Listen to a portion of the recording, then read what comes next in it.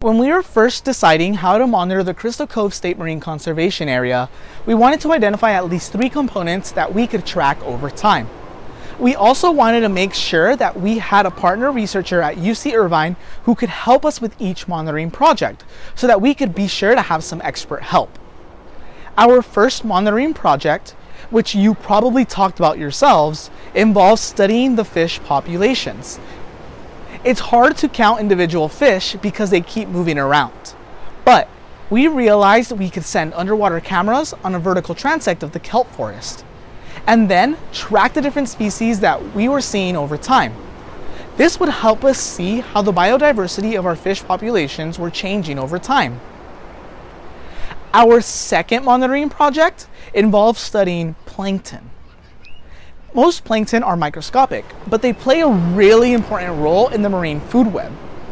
A lot of species also spend part of their lives in plankton form.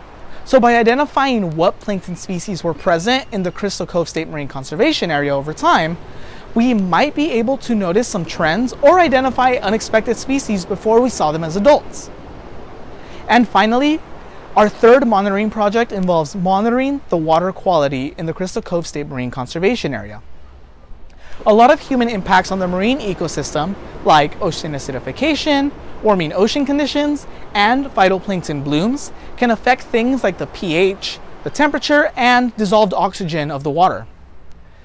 Since most marine species are also adapted to very specific abiotic conditions, we might be able to explain changes in populations based on changes to the water quality.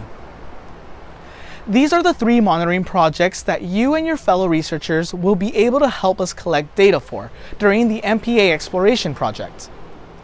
Now it's time to learn more about what we're monitoring.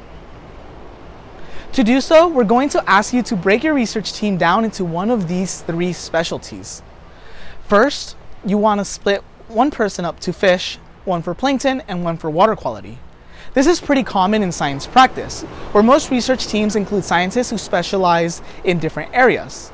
Today, you'll start by building your own interdisciplinary research teams by learning more about one specialty in particular.